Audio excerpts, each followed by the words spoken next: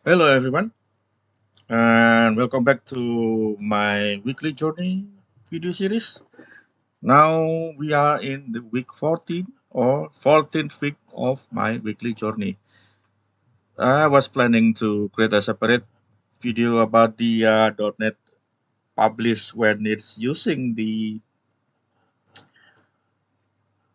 manifest, but then time is not on my side at that time because having to demo single file publish or publish with only single file already took some time on my machine. And now still in the more demo, but now I'm focusing on as promised on the .NET publish using the manifest and also ready to run. Hopefully if I have some time I will also try to start to demo trimmer. And honestly I'm not writing trimmer for this PowerPoint slide for now. But yeah, if they still have some time, I will try to reading the official documentation and start from there. Uh, okay, right now you are in this video as part of the continuation of .NET Publish. I should make this as a more than two parts maybe, but yeah, some plan may not always be working. Again, this is more candid of my journey, of course. Now we are in this week. Welcome to my weekly journey video series. Don't forget to like and subscribe.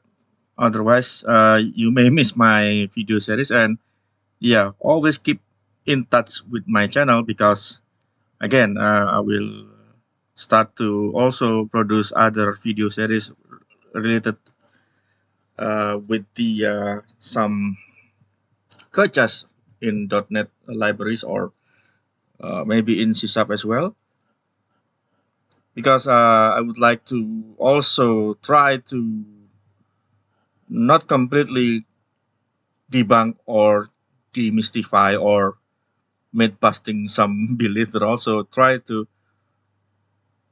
as much as possible, put the perspective whether it is actually doable or fit for any kinds of scenario, or maybe it just fit for only specific scenarios as well.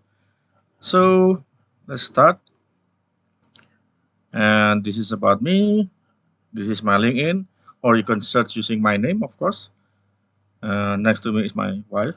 I'm a member of DOTNET Foundation, the committee of project onboarding. So if you have a new or assisting one OSS, I'm not supposed to say new because if you are new but you have a very large users or user bases, feel free to also pick member for the support like having CI/CDs and many things as well. Although yes, you can also use GitHub Action for that. And again, please ping me for that kind of support using through my LinkedIn or my GitHub. You can also make a comment on my README profile as well. And update so far, we have seen the intro and what is .NET. We are still now in the .NET SDK tooling, especially on .NET Publish, the CLI. Hopefully, yeah. Next one, the overview of technology or features. And the more and more we dive or dig deeper on the .NET tooling or CLI, you will already see that the choices of the technologies, especially if you are talking about desktop or some kind of front-facing clients that is related to any kinds of device such as Android or iOS, then the problem is starting to show. And we have to define exactly the target with some specifics such as operating system as well. And this is why they are important, and it's not easy to separate in terms of you envision in the beginning of the mostly introduction of having .NET is cross-platform, but you cannot have more than that if you plan to support like WinForms. Of course, it is for Windows also WPF, but some other things such as the MAUI and maybe Android, unless you are targeting your TFM to be fully cross-platform. But when it's related to any kinds of a front-end UI, I'm not talking about the ASP.NET because it depends on the browser that you are using right now. So again, yeah, it is not easy to separate as we have seen during the previous videos. Now we are going to discuss .NET SDK Publish with ReadyToRun and .NET Store. .NET Store is also related to .NET Publish with Manifest. So I've tried to understand the documentation. Unfortunately, it is a little bit hard for me to really understand because the goal of that is very simple. But for now, let's recap on the core technologies. We are still here in the tooling, and just to remind you that this is also related to the SDK itself. So some of the features, some of the parameters of either .NET Build or the .NET Store may change on its release, of course. In this context, I'm using .NET 8.0. So most of the presentation and also the features in this video always related to .NET 8. We shall revisit the options here. So there should be no surprise. But again, as I have told you before, you are not seeing all. Remember that in last videos or the previous videos, I discussed about the publish of single file or single file publish. It is not described here.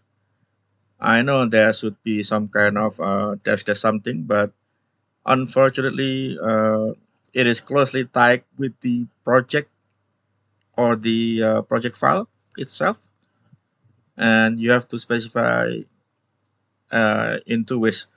One, you can add the property with the value during the running of the .NET Publish, or you can specify directly on the project. But I suggest you should not do that because that project will, we have discussed this before, it will bring more confusion, especially when your team members are not just seniors, maybe some medium or even junior. That is, it's the fact that they may they may be part of your team. So usually all of the publish is done on the CI or CD side, but I think it is not some kind of a bad thing to know, right? Because especially for the medium and the junior has to learn something about this as well as they are going through the ladder of having a senior. Okay, so we have discussed the notable differences as well, and you already know that some scanners is more fit as part of the CI/CD, and this is the listed types of publishing as part of the documentation, of course. You'll see that for the scenario, the self-contained, you have to specify the runtime identifier or the RID. And then if you do the self-contained, especially self-contained is equal to true, then all of the necessary dependencies are included. And I think by default, since .NET 8, we should consider it as a false. But let's see. If I go back to the original option, self-contained, yeah, default is false.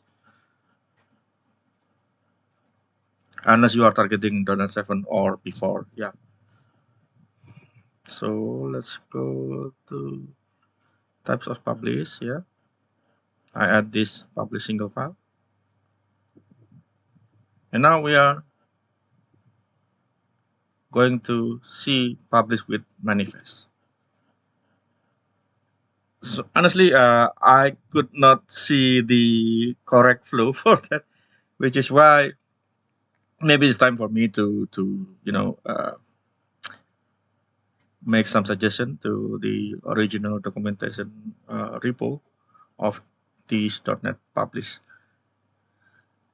In order to have a correct .NET publish with manifest, you have to generate the manifest using .NET Store, and then the main goal of why you have to do that by having the publish with that manifest, you are telling the .NET SDK publish this with the manifest that is generated by the previous execution of the .NET Store, and then .NET Store will try to ensure that if you put those NuGet packages as the references, will be deployed on the target machine. In this sense, I could not demo using the previous virtual machine that I showed you in the previous video, of course, unfortunately. But since this machine doesn't have any kinds of .NET Store before, let's try to do at the first time. I may be crash and burn, but let's see. So let's go to the official documentation later. The next one is the ready to run. Ready to run is simply AOT compilation with as close as possible to native underlying platform, meaning that you will not use just-in-time compiler as the usual binaries of the all the compiled binaries do. It's somehow similar to .NET Native, but .NET Native is somehow not quite part of the .NET Core. Actually, I don't know whether it is right now officially obsoleted or not. But this AOT can be considered as almost the same because the basic principle is the same. It tries to compile your code, but the binary or the resulting binary is not the same as the bytecode that is used by CLR or the IL, intermediate language, that kind of thing. So it is more like as close as possible to the native binaries. And the consequence of that, you have to specify the target RID, especially the OS and also the bitness. I think OS, only the operating system will not be sufficient enough, and this is I think it's also a good thing because you have to specify the bitness of the binaries that you are targeting to, not just the Windows or Linux or Mac OS. And this means it will not be widely available for all supported operating system. Again, you'll see that in the previous video, you see there are support for Linux Mint, not just Ubuntu. There are also support for the S390, the operating system used by IBM mainframe. But the AOT may not be available for all that kind of supported operating system, especially the support that comes as a suggestion or contribution from developer community such as S390 TFM, because then no, not TFM, is I should say the runtime identifier, because then the target OS and the native AOT is the responsibility of the community that provides the support, of course. So this is why, and I think it's also my personal opinion, I should say this, AOT is not yet available on all supported target OS, especially when the target OS is contributed outside Microsoft. You may not like this kind of statement, but feel free to give me comment or feedback about this, because I've been trying to keep up with the runtime identifiers of .NET Runtime, and it truly shows that there are no guarantees of having support for all, AOT support for all supported operating system. So as you will see in the official docs here. Now, before I went to the demo, before I go to the demo, I'm going to show you the official docs here. Let's go to the which one? Okay, runtime .NET Store. So .NET Store will create the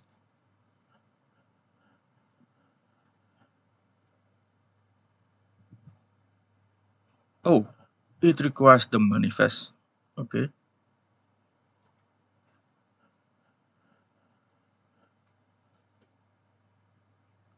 Yeah, it is using the XML of SDK style project.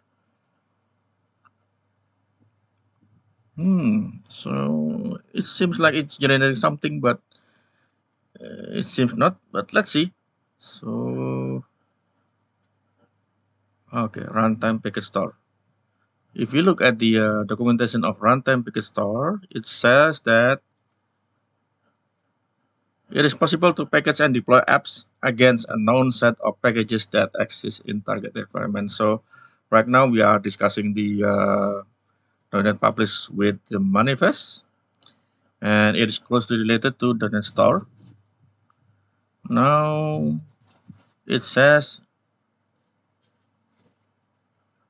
here the benefits are for the faster deployments, lower the space usage, and improve startup performance in some cases, which is something that to me until now it's hard to prove it. Okay, the feature is implemented as runtime package store, meaning that on Windows it will be stored in C program files .NET Store. On Linux or other kinds of operating system, especially the Unix derivation, it will be stored in USR, local share, .NET Store, blah blah blah. Under this directory, there are subdirectories and architectures and target frameworks. So it is somehow similar to the NuGet when you do the restore or restore as well.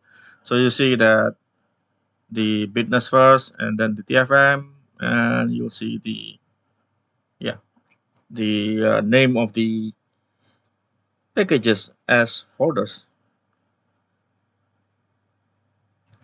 So let's go back to here. I have prepared a new folder again. So we have 03 to demo.net store or .NET publish with the manifest as well. Okay, so I'm going to cd03 and see. Let's go to .NET publish samples. I think I'm going to start from here. Running Visual Studio Code. It's faster for me to open. So let's go to .NET Console. We see that I've included Microsoft.Entity Framework core. And then as a quick test or quick sample, I will use this and then save as different name of CS project. I'm going to name it as console manifest maybe. So save as, where is save as? I'm going to save as, or maybe I just add as a suffix for this one. .NET console manifest. Save it. I'm going to delete this property group. I think it is not needed. And yeah, I'm going to use package reference. So if I run this with .NET Store, it will restore this guy on my .NET Store. So I think I'm going to prepare my, yeah, now it is showing the .NET. You see there is no store. Let's see. Let's run this. Wish me luck. .NET. Okay, let's see the parameter of this guy. .NET Store dash H manifest. It's a package to be stored. Framework version. So I think I'm going to just use the existing global JSON should be fine. I think. Okay, let's just go to the .NET publish. See here we have global JSON, and I'm going to store JSON. Let's provide a quick check. This should be easy. Project SDK, Microsoft.NET SDK, item group is package reference. I may have more than one of these package reference because I'm specifying an item group. Just for your information, if you have property group, you can have only one element inside that property group unless you are using condition. If you have more than one, it's usually listed in the or inside or under the element of item group. So I think I already have the correct syntax for this one. Okay, let's see. Let's run the .NET Store with the manifest. I'm going to show or use this one.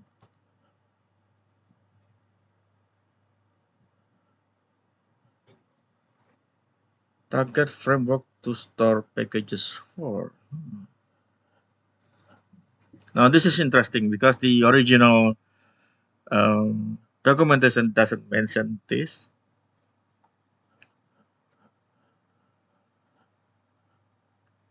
Package store manifest.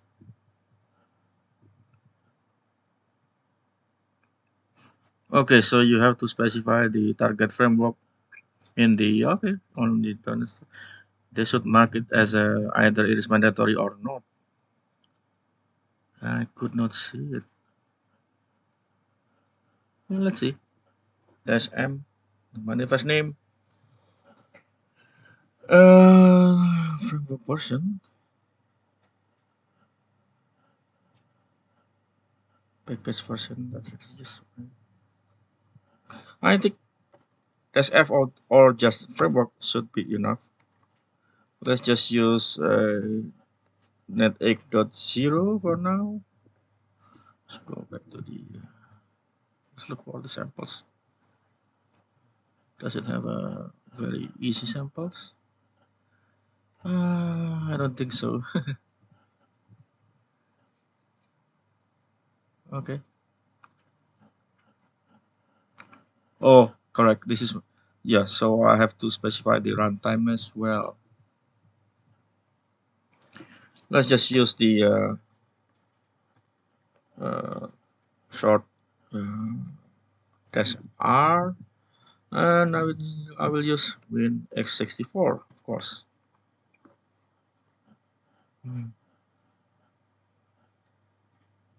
Okay. Hopefully everything goes well.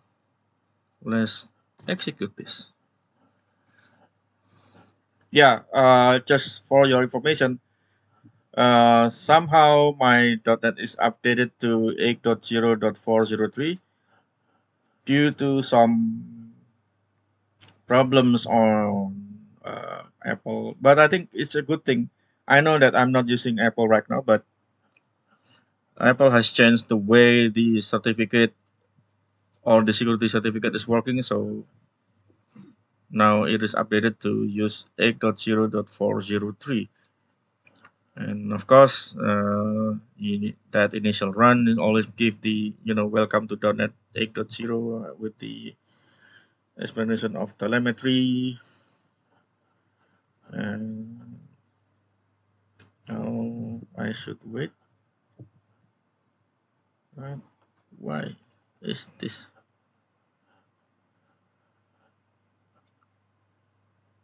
Hmm, is there something wrong? Okay, I got errors. Unable to find resolve path for C users. Blah blah blah blah blah blah.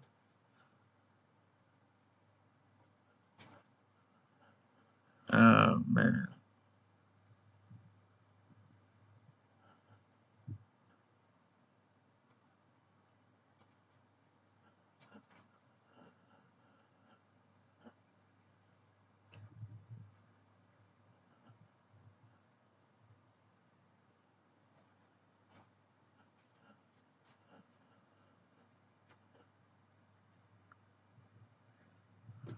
Now this is quite new.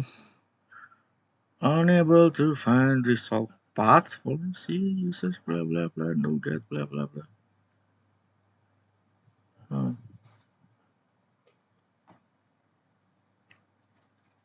you see, I'm now crash and burn. Okay, so let's look at the content of is this guy's already there or not? Okay, there is native, and there is no cross gen or whatever for this guy.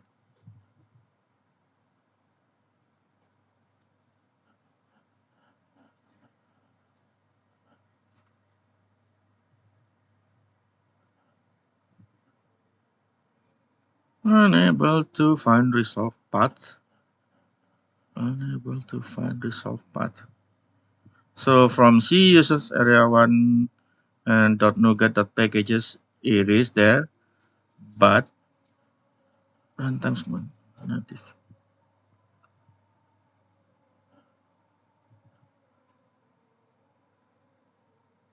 And test win x64 native.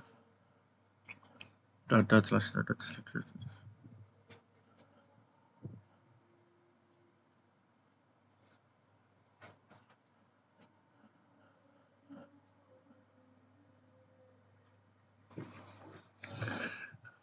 Okay, so now looks like I'll try to solve. Hopefully, it will not take more than 10 minutes.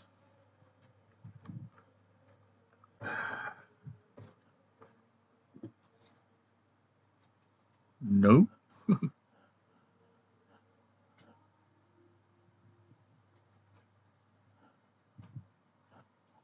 Oh man.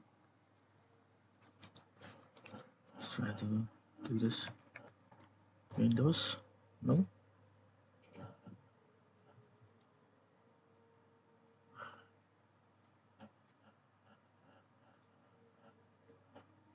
So what?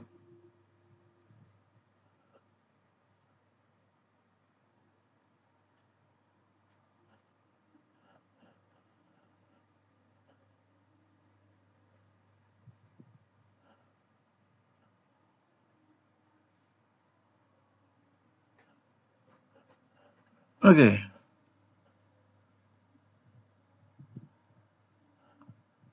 Release. Debug symbol. Select content.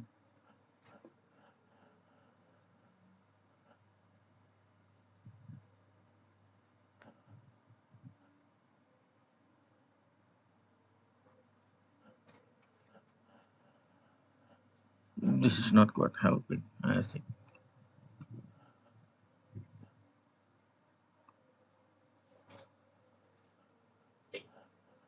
Couldn't find a part of the path.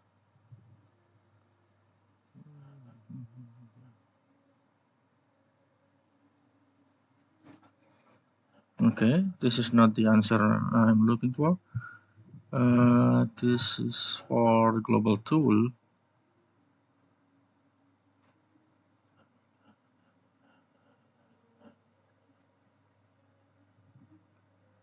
But I'm not running against.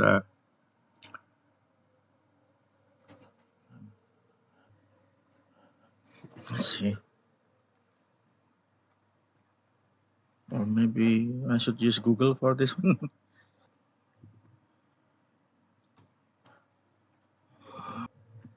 Or I should say. I should this one. Oh, it is already described in the .NET SDK issues. Let's see.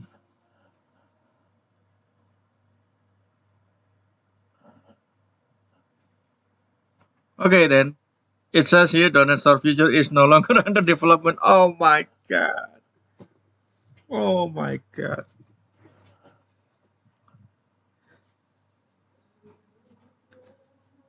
Oh my god.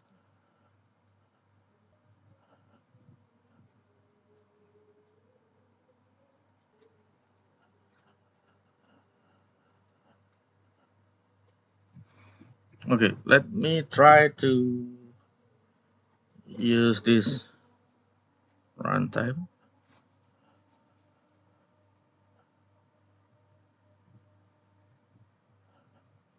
Blah blah blah blah blah. Thing with skip optimization.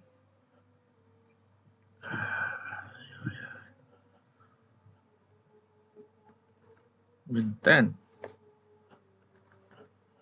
skip optimization.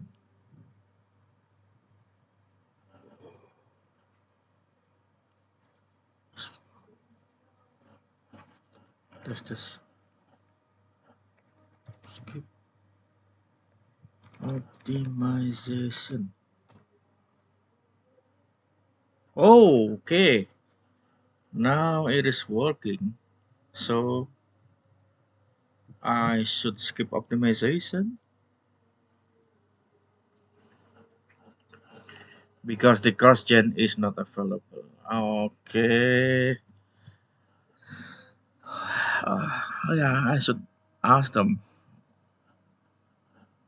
Okay, we now have the store. This one.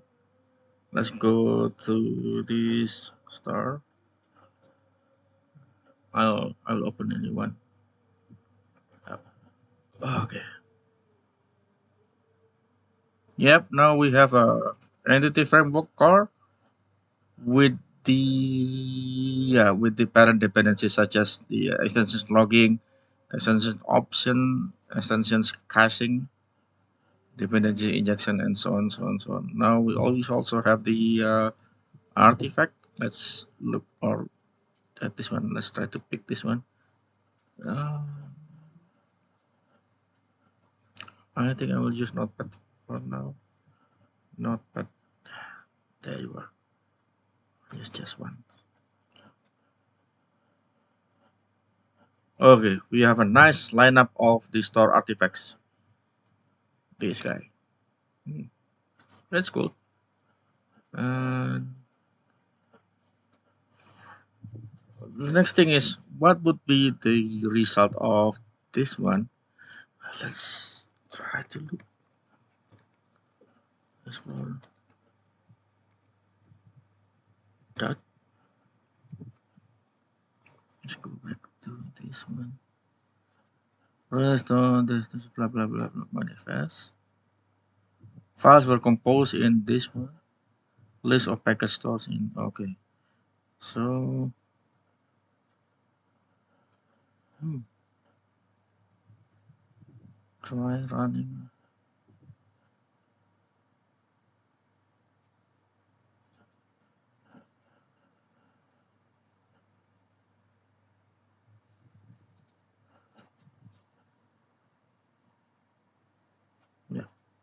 Let's see. Yeah. Okay, there is a obj debug and you have dot assets dot cache. Okay, asset dot cache. Mhm. So now we are able to store it. Now we are using .NET Publish. We are going to use .NET Publish with that folder, that artifact. Uh, wow. Okay, let's try.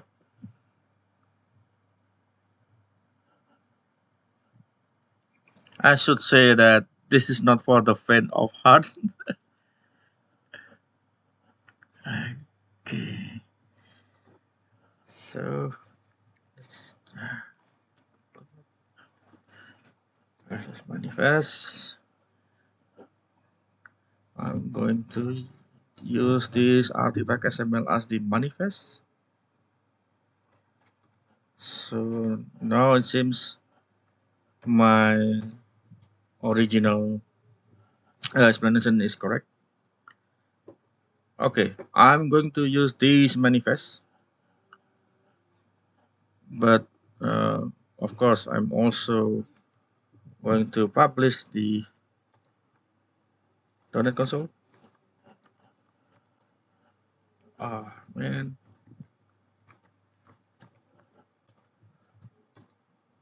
Oh, hang on. Let's see. .NET publish the name of the project. And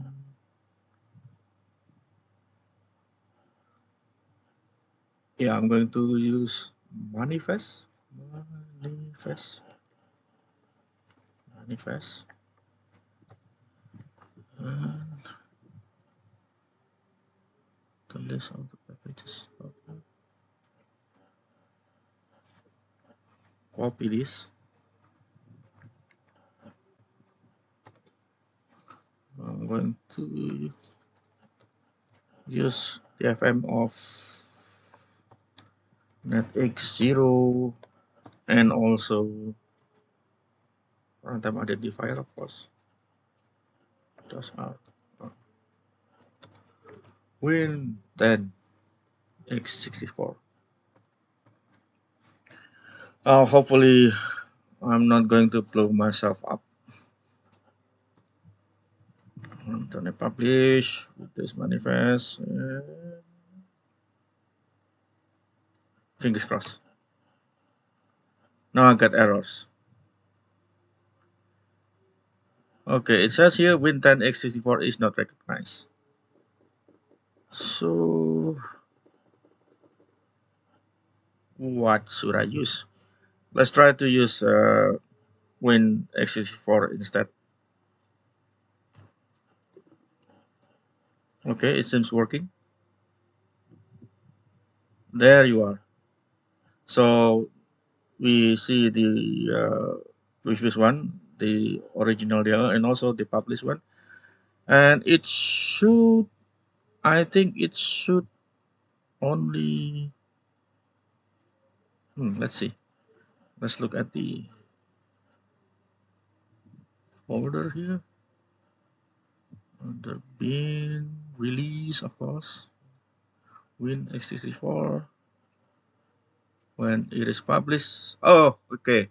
So when you do the publish, there should be no DLL of Microsoft Entity Framework. You will only see this one. Yeah. So yeah, it seems. Oh yeah, now it's working. Now you see that. Yeah, I can do .NET Store with .NET Publish and with the manifest. Okay, but somehow I am a little bit disappointed because it's hard for me to see the documentation. 'Cause here you see that the sample is provided by communities, not provided by Microsoft. Oh well.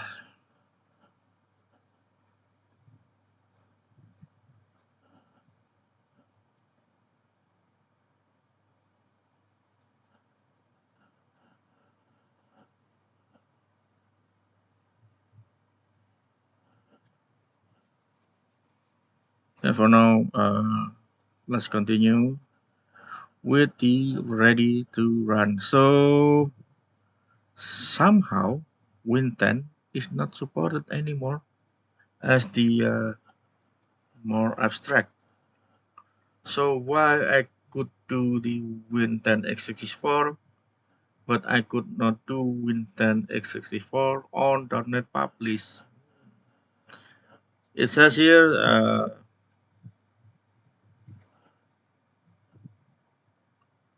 see HTTPS. Okay, let's just click this one.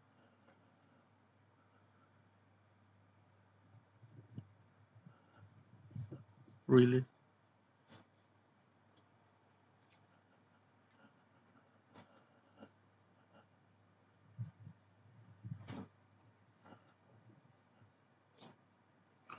Ah, I see. So there is a breaking change since .NET 8. It tries to use smaller graph instead of the operating system with the version. Oh, this is a gotcha for me as well. Okay, then SDK uses smaller IRD graph. Okay. Makes sense. And it has a special note that starting in .NET 8, the .NET SDK uses a smaller graph consisting of only portable RIDs. Yeah. So you have the operating system with the architecture or the business. So yeah, okay. Then I have to use the Win-x64 for this one. Okay, now this conclude the way to use .NET Store and .NET Publish. And honestly, it is not quite a good thing. To me, it is hard to do this on CI/CDs because there's no way that you pick or you find out where to. Oh, this is hard to do it in CI/CD, I think. Or maybe if you have your own build server, this will be easy. But the next problem is that is only for the build server. This is only applicable for specific scenarios such as the actual deployment, not for the continuous integration environment, I think. So yeah, you have to, if you really want to use this, you have to use this very carefully. And again, you have to pay attention on how you are going to specify the RID or the runtime identifier as the parameter. Okay. So I think this should be included as part of the release note, I believe. It seems it is not included, but this is a very hmm, very noticeable change, I think. Oh my, oh my. If I use this. Okay.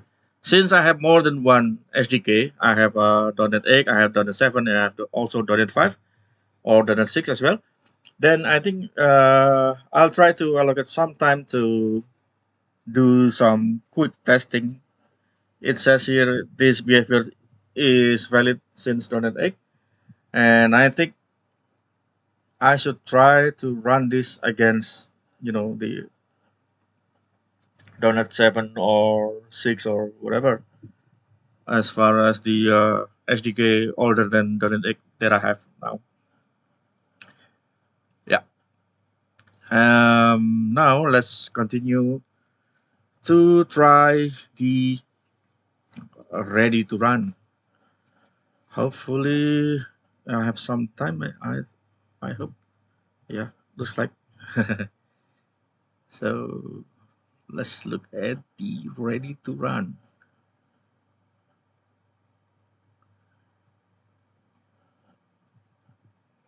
The easiest thing to try ready to run is using the run publish, of course,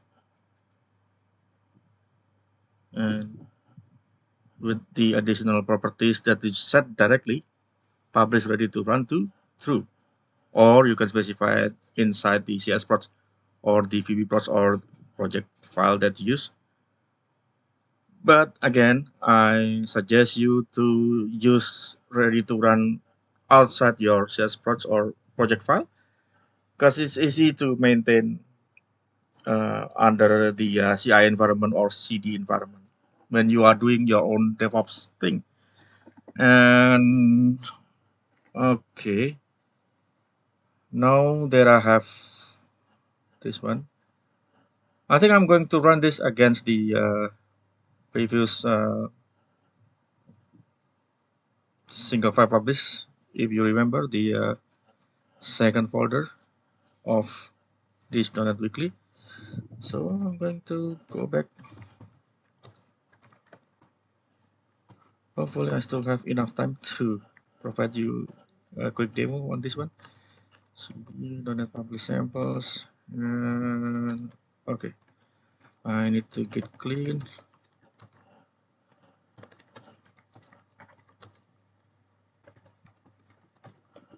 And then I'm going to .NET publish. Specify. Oh no, I should use the .NET publish folder because that contains the global JSON. Yeah, .NET publish.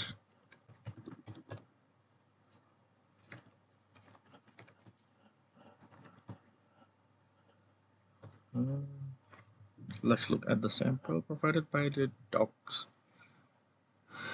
I don't have to use this dash release because it will use release configuration by default. But now I'm going to also use the runtime notice guy. Maybe just copy some part of this. Yep. Publish ready to run set to true. Fingers crossed. It will take a longer time usually because your compilation will be done more than one step actually. But in the sample, I think it's quite fast or quite quick because yeah, it's just a printing console. And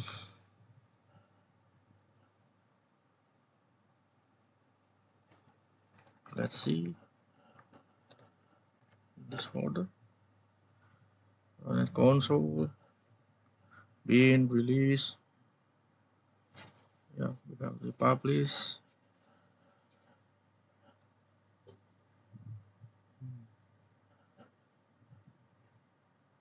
Okay, so what are the difference with the normal publish?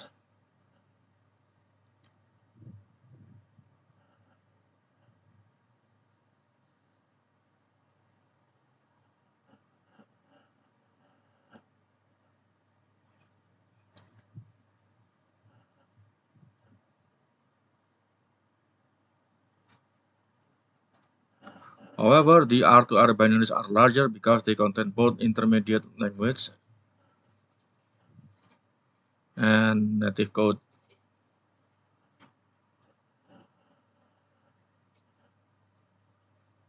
Yeah.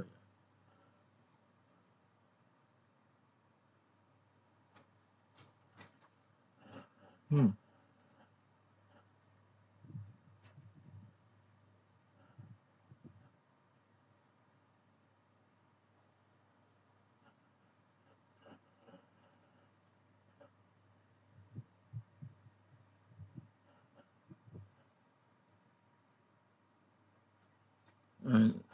Okay, it says here start compilation will replace ReadyToRun.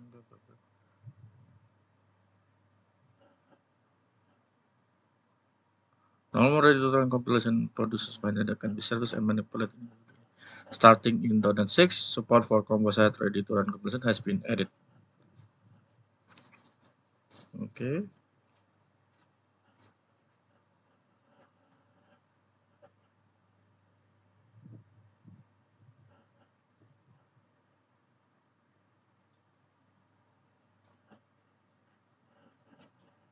Cross compile.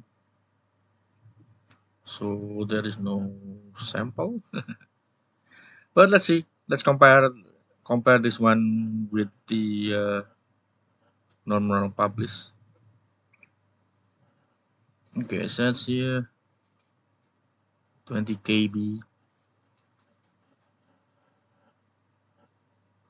Let's see. I'm going to compare with the previous one. Oh, it seems true. So okay, now I see it. So the IL compliant, I mean the non-AOT is 4 KB. Now the native is, yeah. We'll try to run this on that console.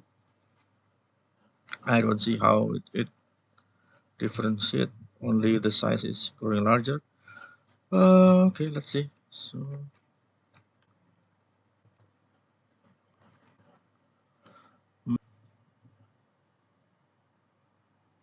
when you go to the publish, okay, let's try to run.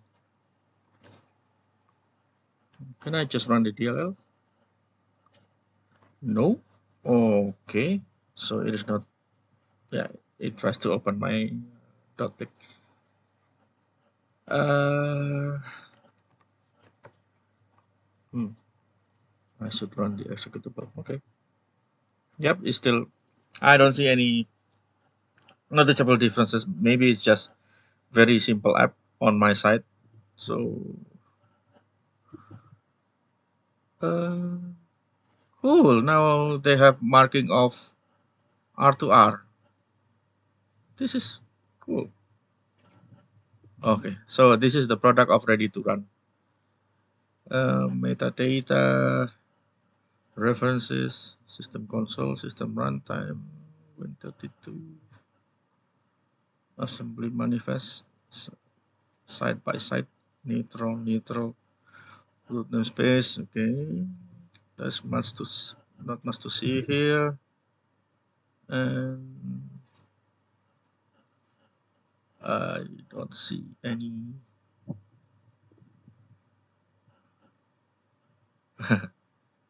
decompile code. So this is part. Okay, quick. Portable VDB. Now let's try to open the .NET console on the hmm,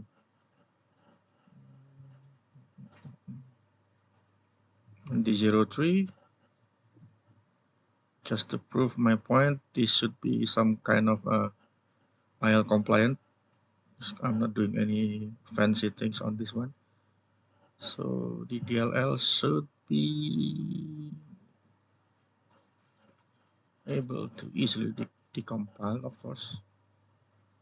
Metadata, root namespace. I could not see it. Oh.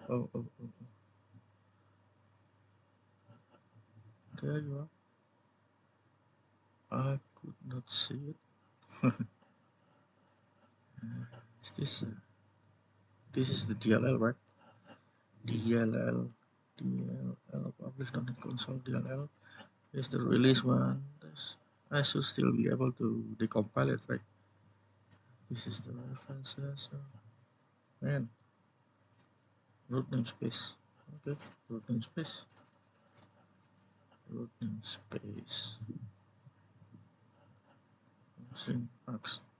There you are.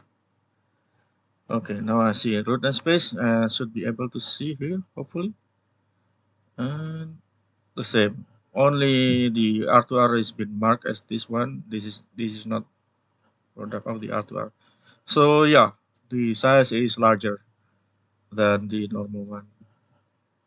Maybe I could do something else just to see whether there is some noticeable performance when it tries to run at the first time or not. But we'll see.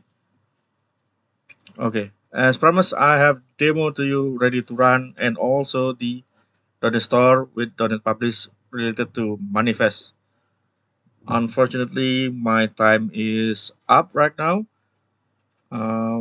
For the next one, I will focus on trimmer and then start to also provide you a nice segue to maybe to dive more into the features before we are going to really try to do something interesting in .NET 9.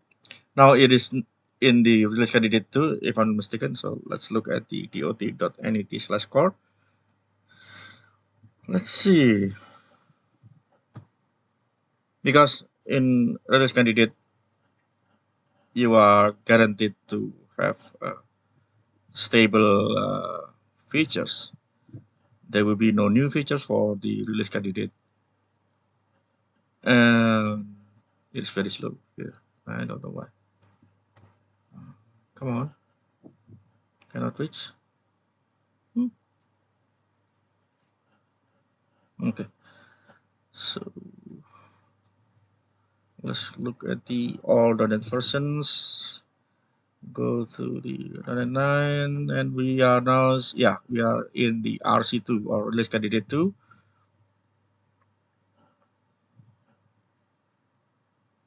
Next month will be the release of .NET 9. Okay. That also concludes the general ideas or concept of .NET Publish, including the .NET Store. As you see, .NET Publish is always running the MS build, so it is closely related to the MS build, which is still in the progress of of mine. I mean, I'm still writing the book for that. It should go well in sense that I'm going to use independent publishing. Now we are done. So please pay attention of the TFM, MS build, and all of those links between the runtime identifiers and the target OS, especially the version. In some sense, the version is needed if you really want to have TFM. But somehow now in .NET 8, you have to use more abstract like Win x64, Win x86 instead of Win10 x64 since .NET 8. Hopefully that kind of behavioral change will not change again in the next release. And to me, it's hard to really maintain the OS or operating system with the version specific.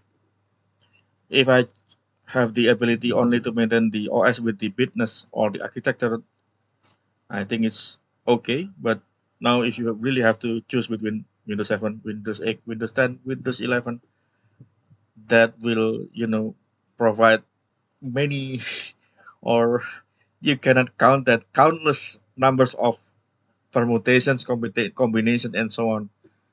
That also troubled me and some of my friends in the past actually, because I have to ensure that it will exactly run as is, or at least try to run the same. I mean, not the same as the UI, but the same on the experiences, and there should be no kinds of incompatibilities when, especially when you are dealing with the WinForms or WPF and so on. That is the problem. But it's also a good thing because, yeah, as Windows keeps evolving, so does .NET Core, of course, and it is faster than Windows when it comes to the progress itself. Okay, as always, don't forget to like and subscribe my videos, and I'll see you on the next week. Bye bye.